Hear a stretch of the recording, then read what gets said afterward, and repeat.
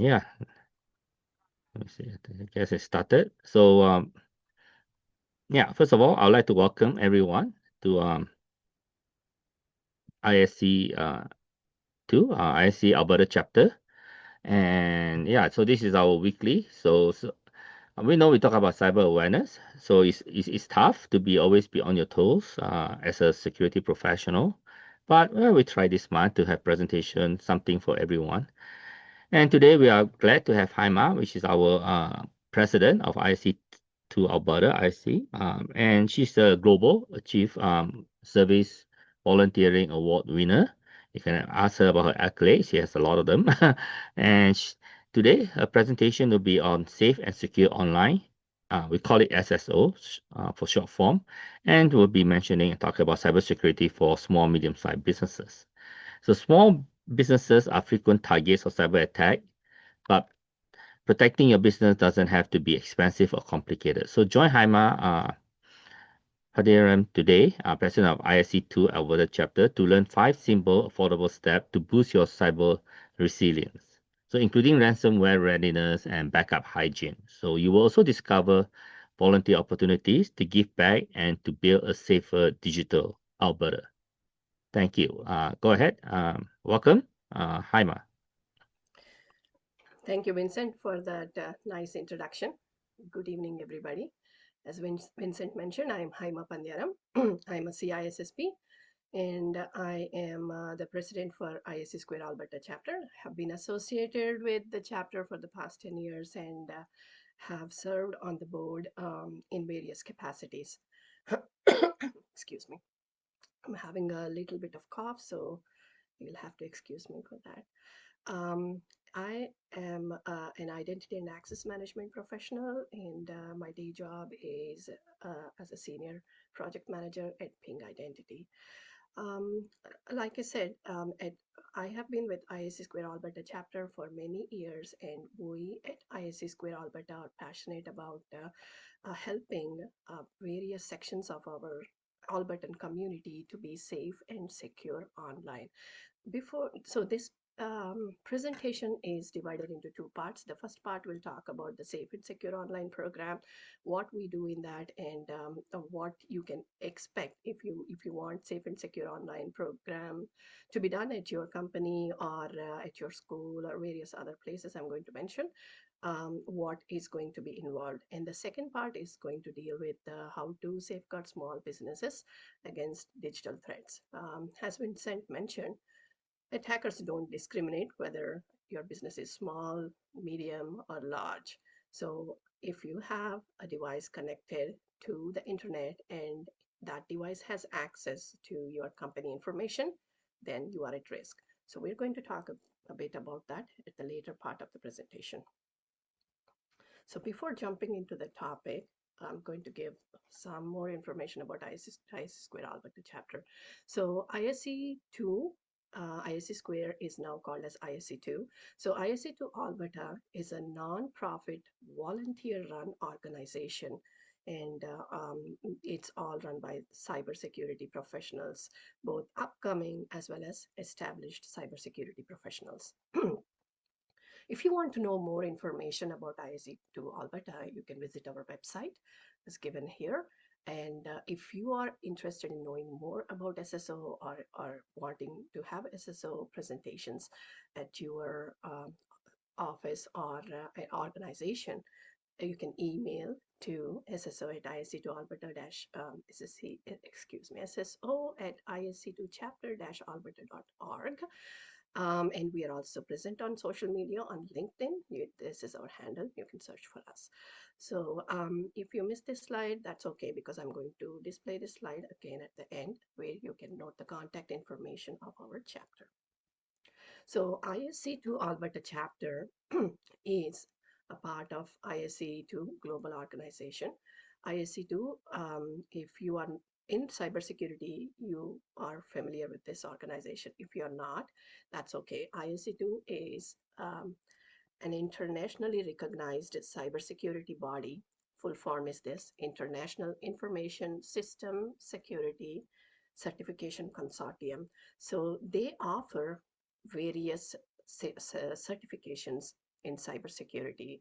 Um, CISSP, which is one of the most popular certifications and still considered as the gold standard, excuse me, for cybersecurity certified professionals. And they have many other certifications, as you can see here. So CC, the one you see here, is the most basic of all these certifications. And interestingly, ISC2 is offering free certification program for first 1 million certified CC certification recipients. And they are offering free training, ISC2 provided by ISC2, and also free material, study material to access, as well as exam vouchers. And so that's free exam that you can take online. So this is very popular certification for anybody who is aspiring to get into cybersecurity, or students who are currently pursuing either cybersecurity diploma or a bachelor's or a master's degree. Many institutions in Canada and US are recommending their students to take this certification, and it's globally recognized. So if you have this on your resume, that means are um, you you you are certified to have the knowledge, or you are guaranteed to have the knowledge of the fundamentals of cybersecurity. So do take a look at ISC2's website about various certifications they are offering. And we abide by the code of ethics for ISC2, which are highest of the standards for cybersecurity professionals. So any presentation or any event that ISC2 Alberta conducts, they strictly follow and adhere to the principles and ethics of ISC2. So coming to Safe and Secure Online program. So this is a cybersecurity awareness program that has been developed by ISC2 through their nonprofit organization called CCSE. That is the Center for Cyber Safety and Education. So again, CCSE has developed the all the materials, the presentation information, everything with the help of certified global members of ISC2. So the information present that is there in these presentations is not only relevant to the current events or scenarios that various users face online, but it is also vetted by the cybersecurity professionals belonging to ISC2. These presentations are easy to understand, and at the same time, they definitely improve the cyber awareness knowledge of cyber safety or cyber awareness knowledge of the attendees.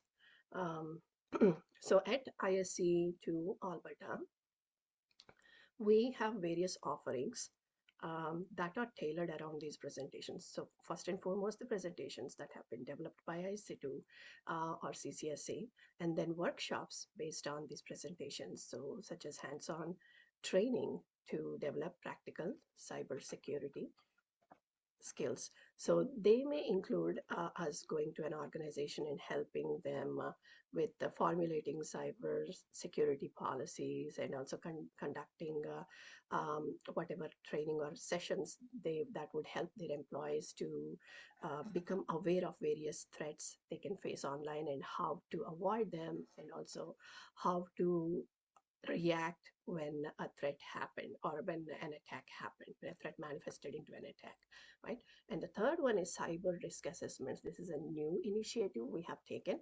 So we help small businesses by doing risk assessment of their existing cybersecurity posture, find the gaps, and then help them to fill those gaps. Suggestions, like Vincent mentioned, these are not going to cost them anything, like improving the processes or developing processes if they're not already in place, that can help improve their cybersecurity posture. So again, when we are talking about small companies, these need not be IT organizations, so they can be really small companies with 5 to 10 employees, right? So they cannot afford their own IT or cybersecurity staff. So that's where we help them. and also awareness sessions, like I mentioned, to their employees to help them understand about cyber safety. Okay, so the goal of these presentations is to not to make or not to scare the audience, but to make them aware and make them confident to navigate through the internet um, with with the confidence that they're not going to fall victims for any internet scams or any attackers' devious plans out there.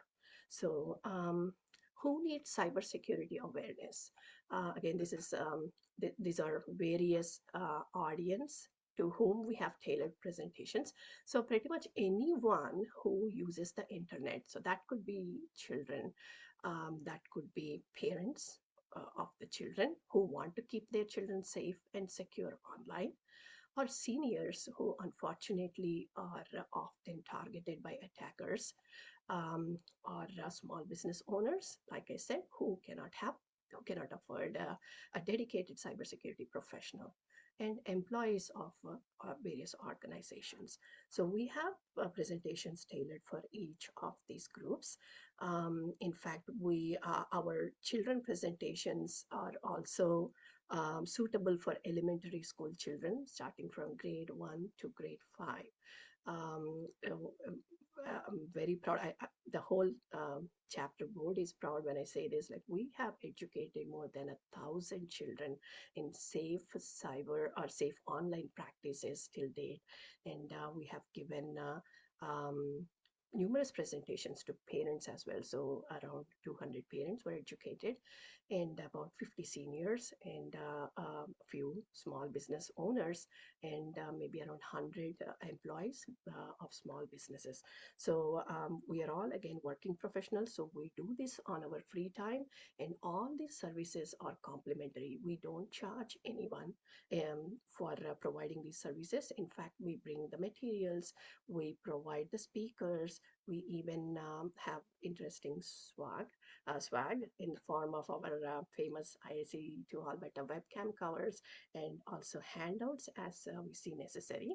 And we expect the uh, recipients of this training to provide us with a venue, preferably with a projector and a screen, and audience. So they can bring the audience, and we will take care of the presentation.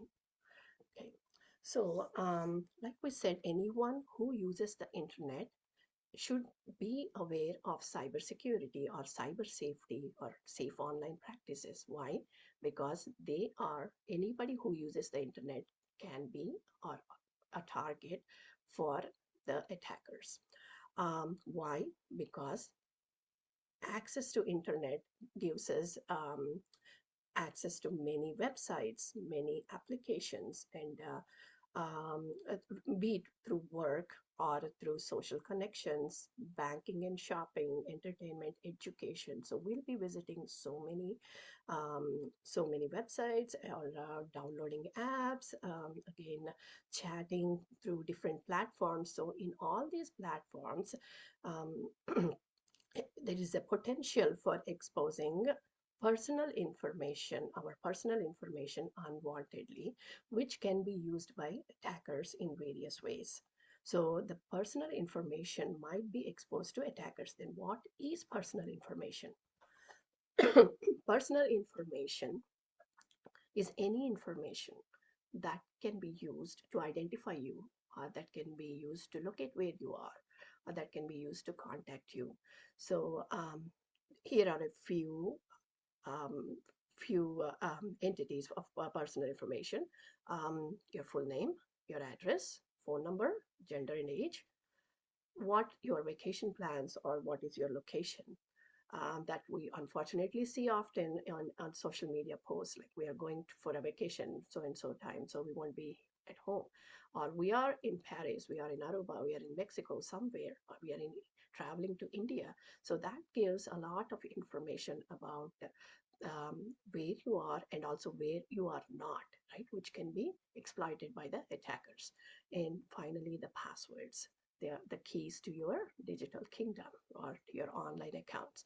So some of these individually by themselves might not pose a lot of risk, but when combined, attackers have this mechanism called social engineering. They can extract information from various sources, and they can put a whole profile together, right? That's when the trouble starts. So that is going to be troublesome, because we're going to talk about how they are going to use this.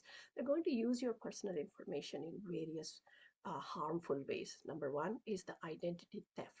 They can steal your identity, impersonate you, and do things on your behalf that can tarnish your reputation or even incriminate you. So they can open accounts, they can make purchases, they can put a dent in your credit score. Like I said, they can even commit some unwanted crimes online. They can do horrible things, and you will be framed for that. So next one is financial fraud. So they can access your bank information, steal your funds, or make unauthorized wire transfers. And if they get access to your company's bank account, then can make um, fraudulent invoice payments. Account takeover. So this one probably there won't be any monetary loss or identity theft, but they can take care of your profile. They can make posts on your behalf. They can send emails, hurt people that are dear to you, and again they can hold you at ransom, right? So they can blackmail you. So many things can happen. And medical and insurance fraud, like again, they can impersonate you and do that. And finally, once an attacker is done exploiting with your information, there's no guarantee that they would stop right there. They can put your information on something called dark web.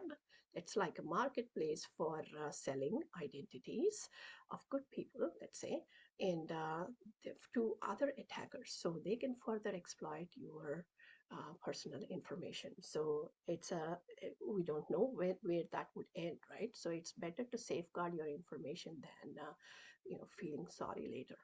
Okay, so we have talked about why attackers need your information and what they can do with that information. But how they get this information, that we talked a little bit about social media.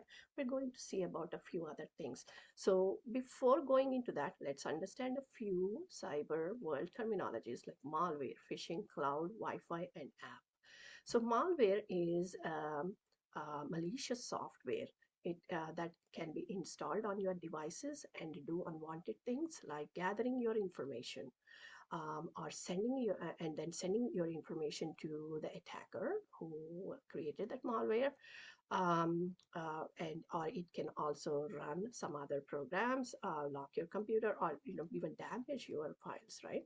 So that's a malware, so malicious software. And then phishing is like click and bait and click. So the attackers can send you some information that seems like it came from a trusted source, but it's not. It's from an attacker, and when you click on those links or open an attachment that the attacker has sent, it can install malware, or it can again ask you for more information, and then and can use that information to do any of those frauds that we have talked in the previous slide. So cloud is nothing but a collection of remote computers that run various programs, and that your Google apps is an example of a cloud app where you don't need to install software on your device, but it's a remote server that runs that, and you can access it as a service. Then Wi-Fi, all of you know that. So Wi-Fi is wireless internet.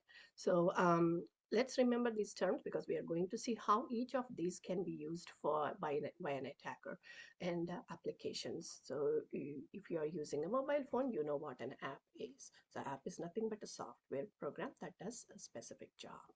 Okay. So we have, so the goal is to how they use and then how to reduce the risk. Okay. So okay, I think I missed a slide. Oh, Yeah, so phishing and malware are some of the tactics they can use. We will talk about them in detail at a later stage. So malware, like I said, is a malicious software. So how to get protected against these? One thing you can do is easy thing is to install an antivirus software on all your devices, and antivirus softwares, they can detect malware and remove them or stop the malware from doing the bad things it's supposed to do. But your antivirus is only as good as its last update. So you will be surprised to hear that on a daily basis around 500,000 malwares are created. New malwares come up, and they are unleashed on the internet, right? So if your antivirus is not updated frequently, then it cannot detect those new malwares uh, uh, that are generated, and it won't be able to protect your device as intended. So whenever possible, to have automatic updates for your antivirus. Similarly, there are a few other things that should be automatically updated wherever possible. One is your operating system, like Windows or Mac, and internet browser like Chrome, Safari, Internet Explorer, now called as Edge, or any other Mozilla, whatever you are using. So, the internet browser, let it automatically update, and any software that you are using on your devices, and also apps that you are using. So you often see that there is a critical security update that's pending. You have to do it. Do you want to do it later tonight? You get these kind of messages on your phones and your laptops and other devices, right? So if possible, do it right away. If not, do that night. So like I said, you whatever security measures you are putting, they are as good as their latest updates. Next one is passwords. So we talked about attackers stealing passwords. Um, Another way for attackers to get your passwords is by a mechanism called brute force. So attackers have few programs that can automatically generate passwords and then use those passwords against your accounts. So how do they get these passwords? They know what are the commonly used passwords, like password 1234, the worst password that anybody can think of. So never use this kind of easily guessable passwords. Make password a phrase, something, if you like, a phrase or a sentence from your favorite book, or your favorite play or a poem, whatever, or song, whatever you think you can remember, use that. Have it at least minimum 12 characters, and have a mixture of numbers, special characters, uppercase, lowercase, if possible. So that will make your password difficult to be guessed, and will not be easy for an attacker to have the brute force attack done against your account. So yeah, make it a phrase. And enable multi-factor or two-factor authentication wherever possible. It's easily available if you are using Gmail. If your company has a email service provider, you can check with them how to enable MFA. Yeah, all employees will be using cell phones, right? So you can have another factor, a passcode sent, or a push notification sent to their cell phones. So these are not at all they do not charge anything for that. It's just a matter of you enabling that feature on your email account, right? Next, um, lock and enable passwords on all devices. Never leave a device unattended without locking. So, in order to lock, you have to have a password. So, keep a password. Even on your personal devices, you can have passwords. You can have passwords enabled all the time so that you can prevent somebody else to access your cell phone or your laptop or any other device. And then use a password vault. There are a lot of free password vaults available out there, or even a browser. Your browser can save passwords. It's not the best, but at least it's helpful. and it can create complex passwords instead of simple password like password 1234. And also don't use passwords that are easily guessable, like um, your pet's name or your child's name, or your full name with your year of birth, or your wife's birthday or your spouse's birthday. These are all easily guessable passwords, so don't use that kind of information. Like I said, make it a phrase and make it a mixture of numbers and special characters.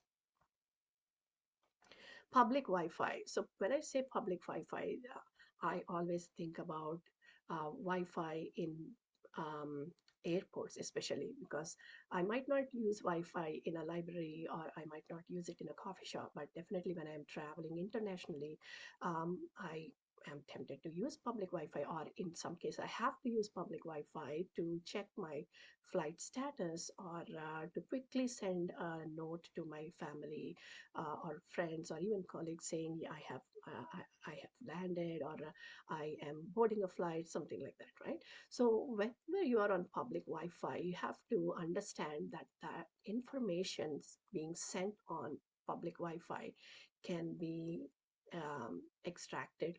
It's called sniffing, can be extracted by the attackers. So they can see your passwords, they can see any sensitive information that you are sending. So never use public Wi-Fi to make any purchases, like to buy anything, especially to access your bank accounts, and also to check any sensitive email. If you have to do that, use your cellular service, use your cell phone data and do that. And also disable any auto connect you have, because unknowingly your device might connect to a public Wi-Fi. If you are frequenting that place, like a library, like a coffee shop, it can automatically connect, and you might think you are using your cellular data, but accidentally you can expose your information on a public um, connection. Okay, so again, you are not, even though you're not doing shopping or banking on public Wi-Fi, and you're at home, let's say, and you think you are safe, but attackers can scam you in a different way. They can so let's say you're trying to access your bank website, and you just Google it. Let's say Scotia Bank, you Googled it, and you click on the first link that's available. That link might not be really Scotia Bank. It might have the look and feel, but it might be a malicious website. You never know. So the best thing to do is, when you want to do any banking, we'll come back to this slide, you can bookmark your bank website. So here's an example. So once you know that this is the authentic Scotiabank website, you can bookmark it saying my bank, or whatever name you like, and just put it in bookmark folder or bookmark um, bar. So the next time you come back, you see the bookmark, you can click on it, and you know that you are accessing your bank's real website. And another thing you have to make sure is if the connection is secure. So click this little icon here, and you can see if it's secure. If you further click it, you can even see if the certificate that's protecting that website is active, if it's valid. So how you can make sure that is the start date and the end date. Should the start date should be before today if you are browsing the bank website, and the end date should be something later than today. Okay, so that's how you can make sure that the website is secure, and verify that you are on a real secure site. Look for HTTPS, or like I said, look for that connection is secure. And also, if you get any fraudulent emails saying the bank is asking for your password, you have to change your password, something like that. We are going to talk about a phishing example later. You should not believe that, because banks will never ask you to change for your password. If you forget your password, you can go to the website, click on the forgot my password link, and then you will be sent further instructions about resetting your password. And then use strong, unique passwords for financial sites. So this is another one. Actually, you can have a separate email itself for your bank, so that you will not use that email anywhere else. Don't use an email that you are frequently using for other websites, or that everybody knows as your bank's email. Just create one more and use it for the bank, and always log out when you are done with your banking. Okay, I think yeah. So so we will see a little bit about the frequent scams and phishing. Cold computer scam. Somebody calls saying you are using. They will ask like, "Are you using a Windows computer?" Yeah, I am. Then we are from Microsoft. The looks like your computer is not performing well, or there is a virus on it. So we have this recommendation that you can or the software that you can install, and it will help you to it helps to speed up your computer, or it will help to remove that virus or a malicious program that's running on your computer. So in some cases they ask to take control of your laptop, and those people might actually install a malware, or they can steal your information. So never believe when somebody is calling and telling you that they're calling from Apple or Microsoft, because Apple or Microsoft do not have time to track the millions of devices they are selling and take care of their customer service is not that advanced. So don't fall for the scam. And fake offer scam. So if you see an email saying you won a lottery, you won a Ferrari, or you won a vacation package from something from an unknown website that you are not expecting, right, that you never enrolled for, then that's obviously a scam. So never click on, they just say just click to claim your prize. So that's all fake. Ransomware. Ransomware is again malicious software, malicious program. What it does is it it might steal your information, but it does worse than that. It locks the information, it encrypts the files, especially your documents, photos. These are their targets. Anything they find, it finds valuable on your device, it encrypts that file, means it makes that file unaccessible for you, inaccessible for you, and unreadable for you. So if you click on a picture, for example, you won't be able to open that. So it's all locked and encrypted. And then the attacker sends a message saying we have your information, and depending on what kind of information it is, they can set a price for that, saying you have to send so much money. So this money again will be in untraceable format like bitcoins or other forms of cryptocurrency, that once you send that, you nobody the law enforcement authorities won't be able to trace them. So the best thing to do is to not click on malicious links, but in case, in unfortunate event of you getting or you becoming a victim of ransomware attack, never pay to the attacker, because even if you pay, there's no guarantee that the attacker will give you all your files back. They might give you some and ask for more money, or they might not give anything and increase the price, or ask you for one more payment. So report to law enforcement authorities immediately. And if you have valuable information on your laptop or any of your devices, you need to take a backup of that. Invest in a good external hard drive, hard disk, and save in that. So they're not very expensive. You can find them for less than $100, right? So if your information is valuable, you store it on them. Have frequent backups taken. Set a day of the week or a time of the week, an alert saying you need to back up so and so information. And don't keep information that would put you in a tough situation on your devices. So delete it or take a backup of it, and then don't put anything on your laptop or your phone. Okay. Advanced fee scam. So this is a popular scam that most of you might have seen or heard about. So you'll get an email saying you inherited some, a large sum of money or an estate from a distant relative of yours, who neither you nor your family members knew ever existed. And it's a lawyer sending that information, but the lawyer doesn't have money to go ahead with the legal processes, and they ask you to do that money transfer so that you can inherit a large sum of fortune. So this is a scam, obviously a scam, and they will take your money, and you will not get any inheritance. Um, that's the best case. In worst cases, they can steal your personal information. They can ask for your personal information to prove who you are, and then do all the bad things that we talked earlier. So don't fall for anything. There are no free gifts that are obtained from the internet, or no inheritance. And Microsoft and Apple, they do not know what's going on your laptop, and never put any information that is valuable on your devices. Okay, so phishing. So phishing is the most popular attack format through which attackers gain sensitive information. Um, Phishing is so sophisticated that with the advent of AI, phishing has become better, more sophisticated, and more believable emails. Phishing emails are being generated. So in this phishing mechanism, attacker sends an email.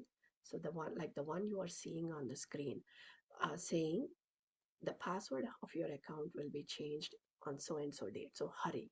So it seems very important, as if it's coming from your financial institution, because you see a link there, yourbank.com, or they're saying your password is in an attachment, new password.docx, or you can click on this link to change the password. So you don't have to believe us and download this, because you might be aware of some malware information. Maybe you attended a cyber safety or cybersecurity awareness presentation at ISC2 Alberta, right? So you might know that. So click on this link. This is your bank link.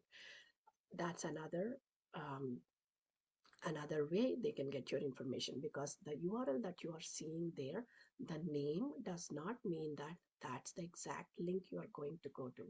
So in emails, you can name your URL anything you want, and put your link inside that text. Okay, and there is again a threat saying, if you don't change your password, we will block your account.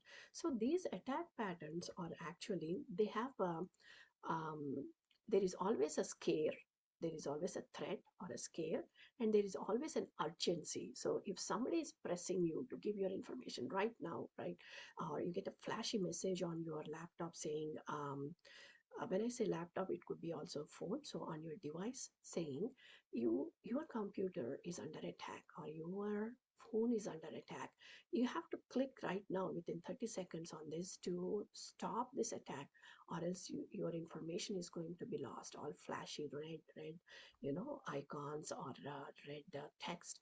So that's obviously, that's going to be, um, clicking on that link is what um, gets you into trouble, right? So because that link can download malicious software or malware onto your device.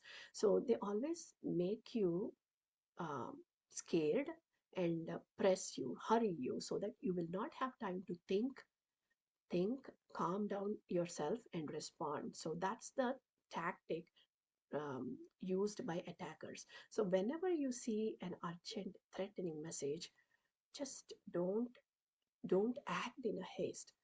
Stop, think, and then proceed. So pause and proceed. Um, and if there is a message in an email, especially from a financial institution asking for your personal information, don't give. Call the bank, call, or if it's from a university or any other institution that's asking for personal information, make a call. In addition, a credit card company, call them and make sure whether it's them that are sending that sent that email, because they never ask for personal information or password change via emails or via text. Text can also have phishing, and same thing. So scare and urgency, these two things, if you get these emotions, then it's mostly a phishing attempt. And always hover over links before clicking. So like I said, this yourbank.com text does not matter. So if you hover over that, you will see the actual link. Like in that Scotiabank example, see here, I took the screenshot when my mouse was hovering over this bookmark. So it's displaying that my bank bookmark is going to take me to this URL. So I didn't click on it because if I click, it will take me to that URL. Simply hovering is harmless. It will show what website I'm going to visit or what URL it's going to take me to. So you have to use the same tactic here. Just hover on it, then you will see it's a fake website. It's not your bank URL. And look for poor grammar or spelling errors. This might not be very relevant because, like I said, they are using AI for phishing, and they might be having very good grammar and probably not any spelling errors, but who knows. And any unexpected attachments. So if you see attachment that says new password or um, account deposit, anything that catches your attention, or your price, um, uh, any message, right? There were so many viruses that were sent, especially during Valentine's Day and other or important festivals or events, because people are in that mood, and when they see that attachment, they think it's genuine because they see that everywhere, with so many marketing campaigns happening on TV, on laptop, even outside on billboards, in stores. You get into that mood and unknowingly you might click. So always pause, think, and click on any URLs or attachments that seem too good to be true. Okay. So safe internet habits like email, the one we have talked earlier. So never follow the links from unknown sources, and do not send sensitive information via email. So if somebody is asking you to send your identification, your driver's license through email, don't send that. Make a call, ask, confirm if why they are asking that, and see if there are other ways to do that. And if you are using your company email for sending sensitive information, you can easily secure your email. Again, might not be the best thing, but it offers some protection than sending in plain text. So back up your data, extremely important. Back up whenever you can. Back up regularly. If it's a company and if you are dealing with information that's proprietary, that's mm, to you or to your client, you have to do a backup of that. You have to make a backup of your backup and make sure that that backup is easily restorable in case you lose your information. Again, not necessarily for a cyber attack, but generally a good practice to back up all your data. Then downloads and streaming. So this is again for personal cyber safe practices, or safe and secure online practices, or even on company devices. So if you need to download an FTP software program, then go to reputable sites, to go to the vendor site, and preferably and download from that website genuine software. Don't Google it on the internet and click on the first link that you see is available, right? And streaming. So always buy videos or audios from authentic sources. Don't download from unauthorized sources because they are most likely to contain um, malware, which might not act right away. It might sit on your laptop or your phone, and it will take its time to collect the information and do the damage. By the time you realize that there is some malicious software on your device, the damage might have already been done. So use genuine websites and authentic sources to get um, uh, even games, apps, movies, music, any software that you need to work or use for your personal use. And then social media safety. So this is more like being responsible on social media. We also give this. We also talk about this topic when we are giving presentations to children. right? So post responsibly. When you are posting on social media includes LinkedIn as well. So don't post any sensitive information. Never post in a hurry. Make sure you're not sending any company proprietary information or your client information or information about somebody else, that's sensitive and personal. And don't announce your vacation plans in advance. If you're a small company owner, then you are giving away information that you are not going to be at home, since your profile could be online or somebody knows that you own a company, they can come and they can steal stuff from your home also, or from your office. And always get permission about posting photos of others. So not only your personal information is valuable, you have to treat others personal information with the same care. So always before posting, even if you're posting your colleagues pictures, get their permission before posting them. And deactivate geotagging on pictures, on photos. Again, this shows the location, mainly for children, but it's a good practice. So anything that you are posting online should not have your coordinates. That's again a big giveaway about where you are living or where you have visited.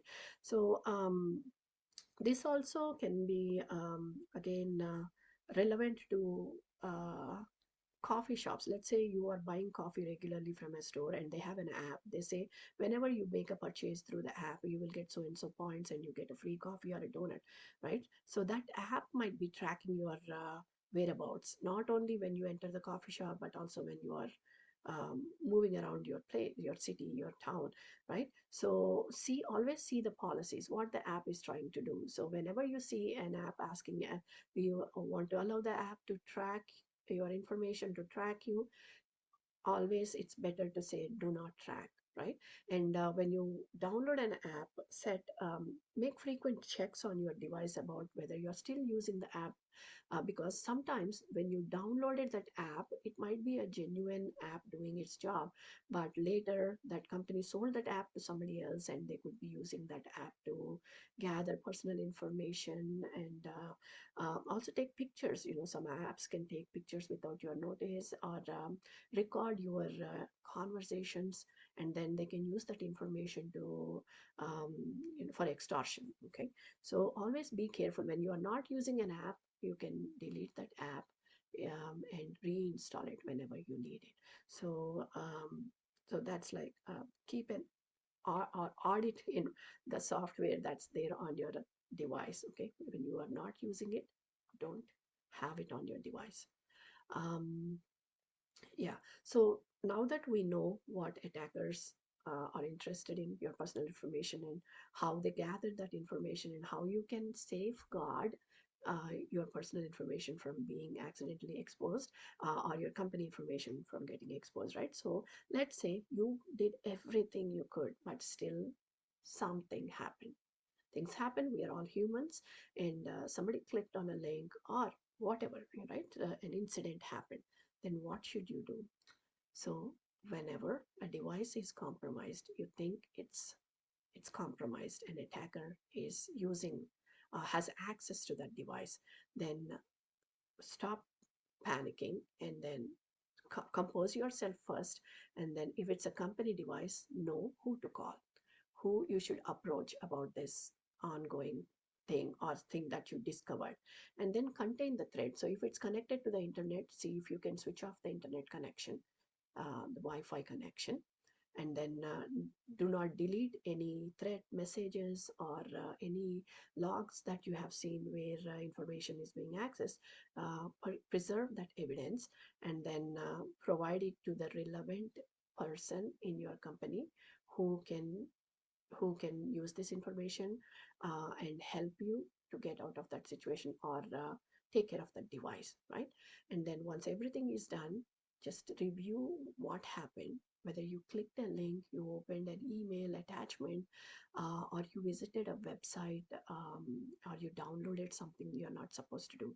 So think about your actions and make a note of it, and do not do that. So let the person responsible, the person in charge of this is called incident response, know what happened. Okay, so in So we talked about various measures like to having strong passwords, then not downloading any unauthorized stuff, software or apps or games or on the devices, and then how to be calm if something bad happened, then contacting the right person, right? Then how how do your employees of your company know to do all this? They know only when there are documents available, like a password policy document. It need not be too big. It can be a simple, if you are using again Microsoft Outlook, it can be something in the SharePoint, or if you are using G Suite, then it can be a simple Google Doc that talks about password policy. What are the minimum characters that should be in the password? What should be a good password, an example, and what would the company recommend, right? So a few pointers like this. And then device usage. So what can be downloaded, what cannot be downloaded, who should access the device? Most companies, every company says that the device is intended for that particular employee, right? Not for their family members or other co-workers, or unless um, the employee needs some help and the co-worker is accessing in front of the employee, right? So that, again, locking the device. So all these things should be mentioned in the device policy. And an incident response plan. So you took all the, like we discussed, you took everything, you discussed all this with your employees, but still something happened. Then what is your incident response plan? Incident response plan is a plan, it contains steps that should be implemented in case of an cyber attack. So it contains again, yeah, all who should get the call, who should give instructions, and what should the employee do, and what should the supervisor do. So this, all these things will be listed in that incident response plan. Again, it need not be hi-fi. It's simple, and it will help your employees to have to see some order in a chaotic situation. If you do not have any of this, nobody knows what to do, and everybody assumes whatever is good for them is the best password policy, or fair use of device, or the best thing to do during incident response. They might just switch off their laptop or respond to the attacker, right? So you should have these policies in place. And emergency contact list. So who should be contacted, chain of order, if that person is not available, who should be the next one to go to? Even sometimes law enforcement authorities, in case of ransomware and extortion, or any life threat, any death threats, right? Stuff like that, or even cyberbullying. So you should have these numbers handy. And if you have cyber insurance, then contact of your insurer. And then what are the best practices, right? Best behavior on the internet, not to post company information on LinkedIn, not to post it on Facebook or WhatsApp or other social media channels. So this information should be accessible to everyone. So you should not make this and block it in your um, in your locker, but it should be accessible, easily available. If possible, make handouts or simple printouts, and then paste them in where your employees can see, preferably in their cubes, or if they cannot, if you cannot do that, then in the at coffee machine, where it's easily accessible, or with the HR if you have an HR. And review these policies every year. See, you can delete obsolete policies and add new ones as the threats emerge. Um, um, so yeah, at ISC2 Alberta Chapter, we can help you formulating these policies if you do not have them already. Like I said earlier, they do not cost anything, and we do not ask you to buy any new software. We can help you with whatever is existing. But if you want more advanced protection, then we can also provide options. Again, we do not sell anything. We can give you information about various options available for small business owners. Um, yeah, if you need help with that, we can definitely help you. So a quick recap of what we have discussed so far. Think before you click, the first and foremost. So unless you click on something, you stumble upon something accidentally or intentionally, you will not get malware. So always think before you click. And then the other thing is to not download from unauthorized sources. So that also should be combined with this one. And get antivirus protection and update it. Update it automatically. Set it to get updated automatically.